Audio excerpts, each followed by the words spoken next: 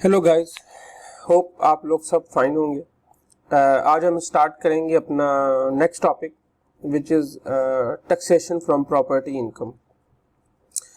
जैसे आप सबको याद है कि हमने जब टैक्सेशन शुरू की थी तो हमने ये कहा था कि पाकिस्तान में when it comes to taxation तो इनकम टैक्स के लिए हमारे पास 4 किस्म के हेड्स एग्जिस्ट करते हैं और उन 4 हेड्स को हम इस तरह डिफाइन करते हैं कि हम कहते हैं कि इनकम जो है that can be from 4 sources.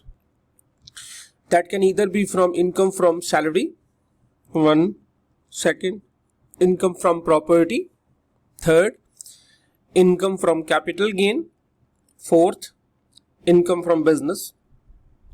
और अगर कोई इनकम इन चारों हेड्स में एग्जिस्ट नहीं कर रही हो then there comes fifth head and that is considered as income from other sources. Okay, इसका मतलब है इनकम फ्रॉम अदर सोर्सेज को सेपरेट हेड उस तरीके से नहीं हुआ जिस तरीके से मैं इसको डिफाइन कर रहा हूँ। Rather than income from other sources means वो तमाम sources of income which are not coming into first 4 heads of income.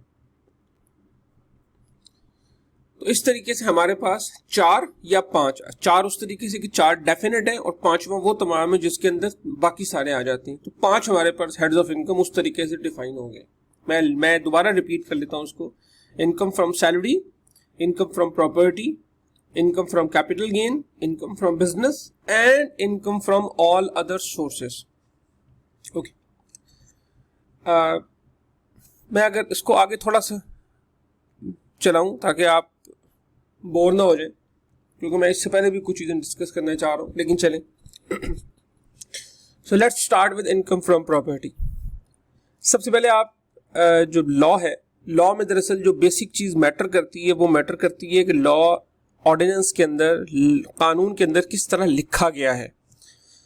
तो इसलिए मैं अपनी सारे लेक्चर्स के अंदर, आपको पता है कि लॉ को, ऑर्डिनेंस को डायरेक्ट कोट करता हूं। हाउएवर ये प्रॉब्लम भी होती है कि जब आप लॉ पढ़ रहे होते हैं तो लॉ की लैंग्वेज बहुत टफ होती है, ठीक है, इसलिए बहुत सी चीज़ें एक्सप्लेन करने की भी ज़रूरत होती है। सो आप एक्सप्लेनेशन यकीनन मेरी सुन लेंगे, लेकिन मैं ये ज़रूर चाहूँगा कि आप इस लॉ को एक दफ़ा अपनी नज़र से कम ज़रूर गुजारें ताकि आपको रीजनेबल आइडिया हो कि हाँ लॉ किस तरीके से लिखा जा रहा होता है। आई डू अंडरस्टैंड कि students of accounting and finance जो हैं, जो कि यूनिवर्सिटीज़ से पढ़ रहे होते हैं, वो इस तरीके से लॉ में शायद बहुत दफ़ा नहीं इंडल्ज हो पाते, लेकिन आई जस्ट वांट कि आपको कम से कम लॉ की लैंग्वेज को थोड़ा बहुत पढ़ना या कम से कम देखी ज़रूर हो, जो कि आपको समझ आती जाए, ताकि आपको जो फ्यूचर में इसकी ज़रूरत पड़े लॉ को डायरेक्ट कोट करने की तो आपको मुश्किल ना हो। सबसे पहले मैं अगर डेफिनेशन देखूं तो देखिए क्या लफ्ज़ डिफाइन हुआ है। द रेंट रिसीव्ड और रिसीवेबल बाय अ पर्सन, ठीक है, चाहे रिसीव हो गया है चाहे रिसीवेबल है, अभी रिसीव नहीं हुआ लेकिन रिसीवेबल है। अब आप जो कि अकाउंटिंग के स्टूडेंट्स हैं, आपको पता है रिसीवेबल का क्या मतलब है। एक्रूवल बेसिस के अंदर अगर रेंट अर्न हो गया है, इसका मतलब है अगर आपने अपनी प्रॉपर्टी प्रोवाइड कर दी है किसी को और उसने उसको इस्तेमाल कर लिया या उसको राइट मिल गया इस्तेमाल करने का, तो रेंट एक्रू हो चुका है, तो रिसीवेबल हो गया, चाहे उसने फिलहाल दिया है कि नहीं दिया। तो वो कहता है रेंट रिसीव्ड और receivable by a person for a tax year shall be chargeable to tax in that year under head income from property। अब मैंने यहाँ पे थोड़ा सा लॉ बीच में मिस कर दिया ताकि आपके लिए मुश्किल ना हो। यहाँ पे जो लफ्ज लिखा हुआ है other than rent exempt from tax under this ordinance, यानी कि वो कह रहा है वो तमाम रेंट जो कि एग्जेम्प्ट है उसको छोड़ के बाकी जो है वो सारे का सारा इनकम फ्रॉम प्रॉपर्टी में डिफाइन होगा। अब इन 2 या 3 लाइन्स के अंदर 1-2 बड़ी इंपॉर्टेंट चीजें आपको क्लियर हो जानी चाहिए। यहीं से मैं ये शुरू की स्लाइड्स में डिस्कशन ज़्यादा करूंगा ताकि आप एक दफ़ा इसको सही तरीके से ग्रास्प कर सकें।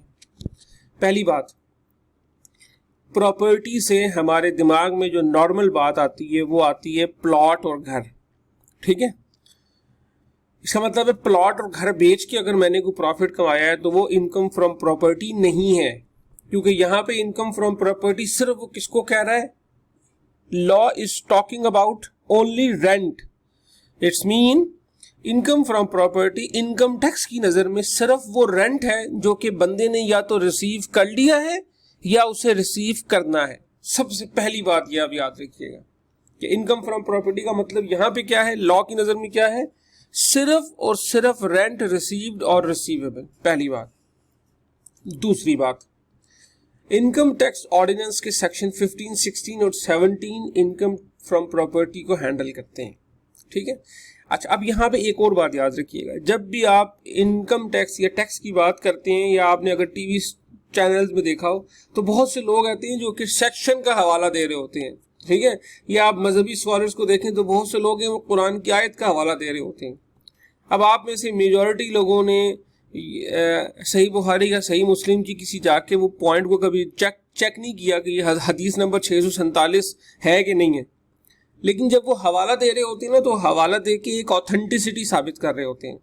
Similarly I do not want कि आप एक एक सेक्शन को याद कर लें, लेकिन मैं ये चाहूँगा कि आपको मोटे मोटे सेक्शंस का पता हो, क्योंकि जब आप सेक्शन के हवाले से बात करेंगे ना तो आपको ज़्यादा स्मार्टनेस की नज़र से देखा जाएगा। आपके इंटरव्यूज़ में भी आपको उसका फ़ायदा होगा। आपसे अगर टैक्स का कोई सवाल आता है और आप कहते हैं जी सेक्शन 15, 16, 17 में प्रॉपर्टी डिस्कस हुई है, सेक्शन 149 के तहत सैलरी की बात होती है, तो ये जो 1, 2, 3 सेक्शन आपको अगर याद भी होंगे ना, तो ये आपके लिए एक बहुत पॉजिटिव रोल प्ले करेंगे फ्यूचर में, ठीक है।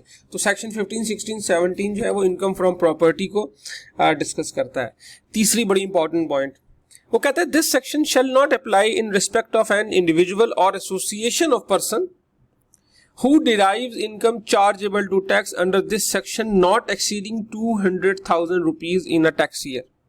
ओके, इस लाइन का क्या मतलब है? वो कह रहा है कि वो तमाम लोग जिनका रेंटल इनकम 2 लाख रुपए से ज्यादा नहीं होती साल की, उनके ऊपर ये सेक्शन अप्लाई नहीं करेगा। इसका मतलब क्या हुआ? इसका मतलब सीधी सी बात ये हो गई कि इनकम फ्रॉम प्रॉपर्टी 2 लाख रुपए तक एग्जेम्प्ट है। यानी कि अगर आपकी साल की 2 लाख रुपए से कम है तो आप इनकम फ्रॉम प्रॉपर्टी के अगेंस्ट टैक्स नहीं देंगे, आप एग्जेम्प्ट है। अगर 2 लाख रुपए से ऊपर है, लफ्ज यहाँ पे क्या लिखा हुआ है? Not exceeding 200,000। इसका मतलब ये हुआ कि अगर 2 लाख रुपए भी है ना, तब भी आप पे टैक्स अप्लाई नहीं होगा। अगर 2 लाख और 1 रुपए हो गया है तो आप पे टैक्स अप्लाई हो जाएगा, ठीक है। और वो कितनी अमाउंट पे होगा? 1 रुपए के ऊपर, क्योंकि 2 लाख रुपए तक एग्जाम्प्ट है। 2 लाख 1 रुपए होगा तो 1 रुपए पे टैक्स अप्लाई हो जाएगा। ओके जी, ये मैं सिर्फ थ्योरेटिकल बात कर रहा हूँ आपसे। तो अब इशू क्या हुआ? इशू ये हो गया, इसका मतलब है थर्ड सेक्शन से या थर्ड लाइन से मुझे ये समझ आ गई कि इंडिविजुअल, एक आम आदमी, एंड एसोसिएशन ऑफ पर्सन, ये जो दूसरा उसका इनकम टैक्स लॉ के अंदर जो पर्सन की डेफिनेशन में है, एसोसिएशन ऑफ पर्सन, इन दो के ऊपर अगर आपकी प्रॉपर्टी इनकम 2 लाख रुपए से ऊपर नहीं है तो आप पे टैक्स अप्लाई नहीं होगा। अगर 2 लाख रुपए से ऊपर है फिर आप पे टैक्स अप्लाई होगा, ठीक है कोई बात। यहां से एक और बात, अब आप अगर गौर करेंगे, आप देखें एक एक लाइन के अंदर एक एक लफ्ज मैटर करता है। यहां पे जो लफ्ज लिखा हुआ है वो लिखा हुआ है this section shall not apply in respect of an individual और एसोसिएशन ऑफ पर्सन। इंडिविजुअल का मतलब क्या हो गया? मिस्टर अब्दुल करीम, फराक कासमी, ठीक है। एसोसिएशन ऑफ पर्सन एगो टाइप होगी। इसका मतलब ये हुआ कि if I am talking about a company, कि एक कंपनी है जिसके पास प्रॉपर्टी है, मिसाल के तौर पर बहरिया टाउन, आपको पता है Bahria town is a company, ठीक है ना, it's not a association of person और कुछ। Bahria town private limited, it's a company. अब ऐसी बहुत सी प्रॉपर्टी है जो कि बहरिया टाउन की मिल्कियत है। अब जब बहरिया टाउन को उसकी प्रॉपर्टी इनकम आएगी तो क्या बहरिया टाउन पे ये 2 लाख रुपए की लिमिट अप्लाई हो रही है? No, because this section shall not apply in respect of an individual. Company की बात नहीं हुई। इसका मतलब है कि 2 लाख रुपए की लिमिट है, it pertains to only individual and association of person, not to the companies, ठीक है। अगेन जिस तरह मैं आपको बता रहा हूँ, मैं शुरू की स्लाइड्स में ज्यादा डिटेल इसलिए डिस्कस कर रहा हूँ ताकि आपका जो बेसिक कॉन्सेप्ट है वो आपका आपका हैंडल हो जाए, उसके बाद फिर हम इसको आगे चलें। अच्छा जी, इसका मतलब अब ये हो गया यहाँ पे कि इनकम फ्रॉम प्रॉपर्टी का मतलब है कि रेंट, पहली बात है कि उसके बाद इसकी जो इंडिविजुअल के लिए और एसोसिएशन ऑफ पर्सन की जो लिमिट है वो है 2 लाख रुपए, और कंपनीज की लिमिट यहाँ पे डिस्कस नहीं हुई। इसका मतलब है कंपनी चाहे 50,000 रुपए इनकम कमा रही हो, चाहे 50 लाख रुपए कमा रही हो, उस पर टैक्स अप्लाई होगा as far as income from property का ताल्लुक है। इससे दूसरी बात ये भी साबित हुई कि इनकम फ्रॉम प्रॉपर्टी के हेड के अंदर इनकम टैक्स ऑर्डिनेंस इस बात को समझता है कि प्रॉपर्टी इंडिविजुअल भी ओन करता है, प्रॉपर्टी एसोसिएशन ऑफ पर्सन भी ओन करता है और प्रॉपर्टी कंपनीज भी ओन करती हैं। और प्रैक्टिकल सिचुएशन के अंदर आप जब प्रैक्टिकल लाइफ में जाएंगे तो आप देखेंगे कि majority property are owned by the company. यहाँ पे मैं अगर सिर्फ आपकी अंडरस्टैंडिंग के लिए डिस्कस कर लूँ, ये जो मियाँ मोहम्मद नवाज शरीफ की प्रॉपर्टी की बात होती है लंदन की, ये भी प्रॉपर्टीज कंपनीज ओन करती हैं, ये भी प्रॉपर्टी ये इंडिविजुअल ओन नहीं करते। सिमिलरली दुनिया भर में जितनी प्रॉपर्टीज होती हैं 90% से ज़्यादा वो कंपनीज ही ओन करती हैं, इंडिविजुअल ओन नहीं करते। बड़ी बड़ी प्रॉपर्टीज जो है, छोटी मोटी जो फ्लैट्स ले लिए ये अलग बात है, अदरवाइज वो नॉर्मली कंपनीज ही ओन करती हैं और वो ही फिर उसके साथ डील करती हैं। ठीक है, तो ये एक नॉर्मल सा स्टाइल है दुनिया का। अच्छा, अगर हम इसको थोड़ा सा आगे चलाएं, अब दोबारा वो उसको एक्सप्लेन करता है एक और बातें कि रेंट का मतलब क्या है। अब देखें रेंट का यहाँ पे मतलब क्या है। वो कहता है कि रेंट का मतलब है कि अमाउंट रिसीव्ड के पैसे मिल गए हैं और रिसीवेबल या मिलने हैं, ठीक है, बाय द ओनर और लैंड ऑफ बिल्डिंग कि जी लैंड या बिल्डिंग के ओनर को पैसे मिल गए हैं। अब देखिए यहाँ पे लैंड की भी बात हो रही है। इसका मतलब है मेरा अगर इस्लामाबाद में एक प्लॉट है 1 कनाल का और वो मैंने किसी बंदे को दिया हुआ है किराए पे, वो किराए पे क्यों दूंगा, हो सकता है उसने वहाँ पे अपना एक क्या नाम है पार्किंग लॉट बना के पार्किंग के तौर पर यूज़ कर रहा हूँ, ठीक है, तो मैं उसको किराए पे दिया हुआ है, तो वो रेंट मुझे मिल गया है या अभी मुझे मिलना है, दोनों इनकम फ्रॉम प्रॉपर्टी है। एज कंसिडरेशन, आपने जो कि लॉ बेसिक पढ़ लिया है, तो कंसिडरेशन का मतलब होता है किराए के बेसिकली पेमेंट के तौर पर, ठीक है ना। इसका मतलब है एज कंसिडरेशन फॉर यूज और ऑक्यूपेशन ऑफ, आपको वो पैसे मिल रहे हो किसी कि आपने किसी दूसरे शख्स को कोई इसको यूज कर रहा हो या उस पर कब्जा किया हुआ हो, फॉर यूज और ऑक्यूपेशन कब्जा किया हुआ, और द राइट टू यूज और ऑक्यूपाई। अब यहाँ पे देखें राइट टू यूज भी इंपॉर्टेंट है। मिसाल के तौर पर मसला क्या हुआ कि फर्ज करें मैंने एक शख्स को अपना घर किराए पे दिया और उसने वहां रहना शुरू कर दिया, तो ही इज यूजिंग इट, ठीक है, तो वो यूज करने के लिए मुझे पेमेंट कर रहा है कंसिडरेशन। दूसरे शख्स को मैंने अपना दूसरा घर किराए पे दिया, उसने उसको यूज नहीं किया, उसने सिर्फ मुझसे चाबी लेके अपना ताला डाला और निकल गया, और 2 महीने बाद आके मुझे कहता है कि जी मैं तो उसमें रह ही नहीं रहा, तो मैं तो रेंट नहीं दूंगा। तो यहाँ पे देखिए लॉ बता रहा है और राइट टू यूज कि मैंने उसे चाबी दी है ना, तो मैंने उसे ये राइट दे दिया कि वो उसको इस्तेमाल कर ले, वो उसको ऑक्यूपाई कर ले। तो जब मैंने ऑक्यूपाई करने को कह दिया, अब ये भी रेंट ही है, ठीक है। अगेन जो मेरा पॉइंट है वो आप समझ लें कि लॉ के अंदर एक पॉजिटिव जो भी पॉसिबल पॉइंट ऑफ व्यू है वो ना डिस्कस होता है। दैट इज वाई लॉ को लिखना भी मुश्किल है और लॉ को समझना भी थोड़ा सा टेक्निकल हो जाता है समटाइम्स। अच्छा, उसके बाद आगे क्या कहता है, एंड इंक्लूड्स एनी फॉरफीटेड डिपॉजिट। फॉरफीटेड का क्या मतलब होता है, इसको हम उर्दू में कहते हैं जब्त शुदा, वो अमाउंट जो आप जब्त कर लेते हैं, वो अमाउंट जो आप किसी की अपने पास रोक के कहते हैं कि नहीं यार ये अब मैं तुम्हें पैसे नहीं दूंगा। फॉरफीटेड डिपॉजिट, फॉरफीट का मतलब होता है जब्त कर लेना। तो वो कहता है कि रेंट में ये फॉरफीटेड डिपॉजिट भी शामिल है। कहाँ से, paid under a contract for sale of land और बिल्डिंग, जो कि आपको मिला हो contract for sale of land और बिल्डिंग के केस में। मिसाल के तौर पर मेरे पास एक प्लॉट था, मैंने किसी शख्स के साथ डील की, उसने कहा जी मैंने खरीदना है, मैंने उससे कहा ठीक है मुझे 5 लाख रुपए बयाना दे दो, टोकन मनी दे दो, ठीक है, बयाना हम जिसको उर्दू में नॉर्मली कहते हैं, या टोकन मनी दे दो।